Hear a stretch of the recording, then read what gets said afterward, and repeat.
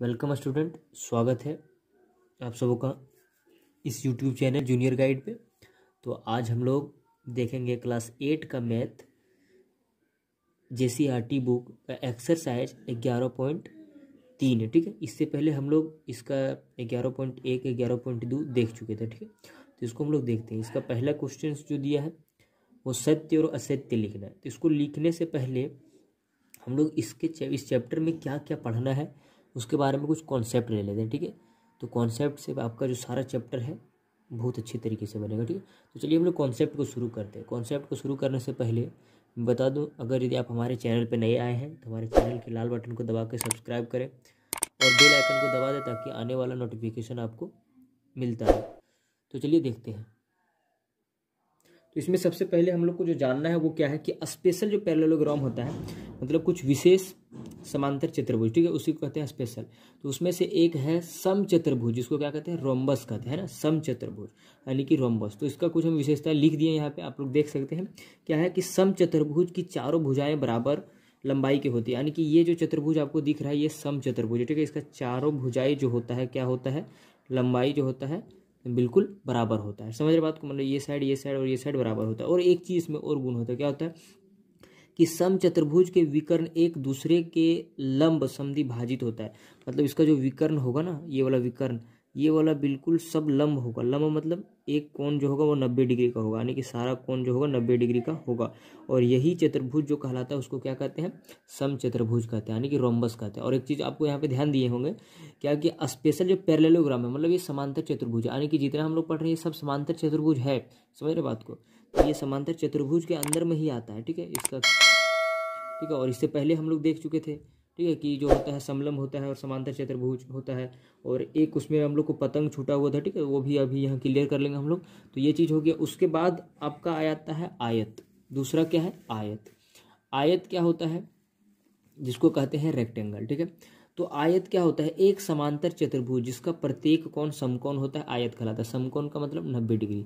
एक चतुर्भुज जिसका जो होता है प्रत्येक कोण, मतलब ये आपको दिखेगा ये आयत है। ठीक है, इस प्रकार का आयत होगा। और जिसमें एक और खासियत क्या रहता है, जो आमने सामने वाला रहता है वो बराबर रहता है। ठीक है, इधर वाला इधर बराबर और इधर वाला इधर से बराबर रहता है, इसको आयत कहते हैं।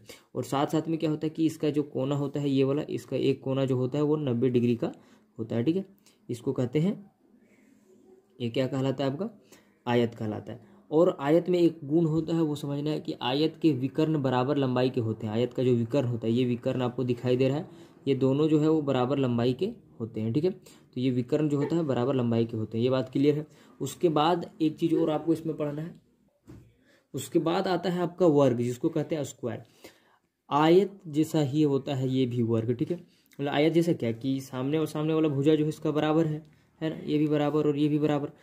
लेकिन एक चीज और है कि इसमें चारों भुजा जो होता है बराबर होता है, बिल्कुल रोम्बस के जैसा। लेकिन रोम्बस में क्या होता है कि उसका जो कोण होता है वो 90 डिग्री का सब होता है। ठीक है, लेकिन उसमें जो होता है कुछ घट सकता है, बढ़ सकता है। ठीक है, और साथ में इसका विकर्ण जो होता है एक दूसरे को लंब समद्वि भाजित करता है। ठीक है, इसमें जो होता है लंब समद्वि भाजित करेगा, यानी कि इसका जो विकर्ण होगा एक दूसरे पर क्या होगा, वो लंब से समद्वि भाजित कर रहा है। ठीक है, इसको ये होता है वर्ग कहलाता है। और एक चीज आपका छूट गया था, पतंग। जो पतंग होता है वो बिल्कुल इसी तरह होता है जैसे रोम्बस पढ़े थे। ठीक है, रोम्बस के जैसा होता है, लेकिन उसमें क्या होता है कि एक साइड जो होता है उसका कुछ बड़ा होता है। ठीक है, ये हो गया आपका पतंग, यानी कि इसमें एक साइड ये वाला बड़ा रहता है, इसको पतंग कहते हैं। ठीक है, तो ये बात को क्लियर हो गया। अगर यदि आपको ये अगर अच्छी लगी हो, ठीक है, अगर समझ में आ गया होगा, तो हम लोग आते हैं क्वेश्चन आंसर, बहुत इजीली से सॉल्व होगा। ठीक है, तो देखिए क्वेश्चंस एक एक करके हम लोग बनेंगे, एक एक करके पढ़ेंगे, एक एक करके करेंगे। देखिए आपका क्या लिखा है, निम्नलिखित कथन सत्य है या असत्य, ये हमको पता लगाना है। जो भी कथन दिया गया तो क्या कहता है, जिसको ट्रू फॉल्स कहते हैं ना। सभी वर्ग आयत होता है। सभी वर्ग क्या होता है, आयत होता है। तो हाँ बिल्कुल होता है। ठीक है, कैसे होता है ये मैं बताता हूँ आपको। यहाँ पे आप यहाँ देख सकते हैं ये पेज पे। ठीक है, ये देखिए कि आयत क्या होता है। आयत क्या होता है कि आयत का जो होता है आमने सामने वाला लंबाई बराबर होता है। ठीक है, ये वाला इधर वाला बराबर होता है। और आपका जो वर्ग होता है, तो वर्ग क्या होता है, जिसका चारों भुजा बराबर रहता है। लेकिन तो आमने सामने वाला तो इसमें भी तो बराबर है, लेकिन इसका चारों भुजा बराबर है। तो आयत जो होता है, वर्ग होता है, वो सब आयत होता है। तो इसका मतलब यहाँ पे हम लोग क्या लिखेंगे, सत्य। यहाँ क्या हो जाएगा आपका, सत्य। तो ये हो गया सत्य। दूसरा को देखते हैं। दूसरा क्या कहता है कि सभी समांतर चतुर्भुज जो है, ठीक है, सभी समांतर चतुर्भुज सम चतुर्भुज होते हैं। जितना भी समांतर चतुर्भुज है वो सम चतुर्भुज है। देखिए आपको यहाँ पे, तो यहाँ पे आपको दिखेगा सभी समांतर चतुर्भुज जो होता है वो सम चतुर्भुज नहीं होता है। ये क्या हो जाएगा आपका, असत्य हो जाएगा, है कि नहीं, ये असत्य हो जाएगा। क्यों होगा ये हम आपको यहाँ बताते हैं। देखिए क्यों, क्योंकि इसी में देख लेते हैं हम लोग। तो यहाँ पे आपको समांतर चतुर्भुज कैसे रहता है, एक सम चतुर्भुज जिसका चारों कोना क्या रहता है, बराबर रहता है, और वो जो है क्या बनाता है, मतलब ये जिसका जो लंब बनता है, मतलब विकर्ण, ये आप यहाँ पे चारों जो होता है 90 डिग्री का होता है। लेकिन ये समांतर चतुर्भुज आपको दिख रहा है, एक समांतर चतुर्भुज है, ठीक है। इस प्रकार से इसका जो विकर्ण होगा ये 90 डिग्री का यहाँ पे हर जगह नहीं बनेगा, ठीक है। तो ये नहीं होता है, ठीक है। तो ये क्या हो गया, आपका असत्य हो गया। उसी प्रकार से तीसरा प्रश्न पूछ रहा है कि सभी वर्ग सम चतुर्भुज होते हैं। तो देखिए यहाँ पे सभी वर्ग जो होता है वो सम चतुर्भुज होता है, क्योंकि सम चतुर्भुज और वर्ग में काफ़ी ज़्यादा सिमिलरिटी होता है, मतलब काफ़ी ज़्यादा एक दूसरे से मिलता जुलता है। उसमें भी चारों साइड बराबर होता है, इसमें भी चारों साइड बराबर होता है, ये होता है। उसी प्रकार से लिखा सभी पतंग सम चतुर्भुज नहीं होते हैं। जितना भी पतंग है वो सम चतुर्भुज नहीं होते हैं, ये हम लोग को पूछ रहा है, ठीक है। तो देखिए पतंग और सम चतुर्भुज में अंतर क्या रहता है कि पतंग में एक साइड जो रहता है दो को ज़्यादा बड़ा रहता है, ठीक है। तो ये आपका नहीं होता है, तो यहाँ भी लिखा है नहीं होता है, तो यहाँ पे क्या हो जाएगा आपका, यहाँ पे भी होगा सत्य, ठीक है, ये सत्य हो गया। उसके बाद पांचवा देखिए कि सभी समलम समांतर चतुर्भुज होते हैं, यानी कि समलम हो या किसी भी हो, ठीक है। देखिए ये आपका समलम है, मान लीजिए ये समलम हो गया, ठीक है, ये आपका क्या हो गया, समलम हो गया। तो समलम चतुर्भुज है तो इसमें भी तो समांतर है, क्योंकि इसमें एक वो पैरेलल है या नहीं है ये आपको देखना है, ठीक है। ये समलम हो गया। और आपको समांतर चतुर्भुज कैसे रहता है, जिसका दोनों साइड क्या रहता है, बराबर, यानी कि वो ये भी बराबर तो ये भी बराबर, ठीक है। तो समलम और समांतर जो होता है एक जैसा नहीं होता है, इसलिए यहाँ पे क्या लिख लेंगे हम लोग, असत्य हो जाएगा। क्या हो जाएगा, असत्य, ये हो गया। अब एफ वाला देखिए सभी वर्ग समलम होते हैं, तो जितना भी वर्ग होता है वो क्या कहता है कि समलम होता है, ठीक है। तो देखिए ये जो होता है समलम होता है, ठीक है, तो इसलिए आपका क्या हो जाएगा यहाँ पे, सत्य हो जाएगा। क्यों से होता है, यहाँ पे आप देख सकते हैं, ये देखिए ये समलम चतुर्भुज है। तो समलम चतुर्भुज में क्या होता है कि इसका एक साइड बराबर हुआ ये वाला, तो जो आपका वर्ग होता है उसमें भी क्या होता है, एक साइड जो होता है वो बराबर होता है। तो ये बराबर हो गया, मतलब बात क्लियर है। तो इसी तरह से आपको बनाते जाना है हर क्वेश्चन को, ठीक है। अगला क्वेश्चन देख सकते हैं आप, यहाँ पे क्या है कि सभी वर्ग समांतर चतुर्भुज नहीं होता है। जितना भी वर्ग होता है, यानी कि वर्ग होता है वो समांतर चतुर्भुज नहीं होता है। यहाँ पे लिख दिया नहीं होता है, लेकिन होता है। हम लोग क्या पढ़ेंगे, होता है, वर्ग होता है वो समांतर चतुर्भुज होता है। तो यहाँ पे क्या हो जाएगा, यहाँ पे हो जाएगा असत्य। क्यों असत्य होगा, क्योंकि यहाँ पे लिख दिया नहीं होता है। तो हम लोग पढ़ेंगे होता है, तो भाई उल्टा हो गया, तो यहाँ पे होना पड़ेगा, है ना। तो ये बात क्लियर है। तो चलिए आइए देखते हैं इसका दूसरा क्वेश्चन। तो ये रहा दूसरा क्वेश्चन आपका, दिखाइए कैसे एक वर्ग, यानी कि वर्ग के बारे में पूछ रहा है, यानी कि सारा फंडा किस पर है, वर्ग पे डिपेंड है। एक चतुर्भुज है, वर्ग जो है वो चतुर्भुज कैसे है, एक वर्ग जो है सम चतुर्भुज कैसे है, एक वर्ग आयत कैसे है, एक वर्ग समलम कैसे है, यही आपको दिखाना है, ठीक है। तो चलिए आइए हम लोग देखते हैं। इसमें जो आपको वर्ड में लिख सकते हैं, ठीक है, इसको। तो जैसे हम पहला यहाँ लिखते हैं, पहला का आंसर, ठीक है। तो देखिए यहाँ पे लिख दिए हम, वर्ग चतुर्भुज है क्योंकि वर्ग में कुल 4 भुजा होता है। वर्ग में कितना भुजा होता है, 4 भुजा होता है। वो बराबर होता है या नहीं होता है ये तो हम लोग बाद में पहले पता करेंगे, लेकिन 4 भुजा होता है। इसमें 4 भुजा हुआ तो ये क्या कहलाया, आपका चतुर्भुज हो गया। इसी प्रकार से दूसरा देख लेते हैं हम लोग। तो दूसरा क्या है, दूसरा में पूछ रहा है एक सम चतुर्भुज होता है, तो हम यहाँ पे लिख सकते हैं वर्ग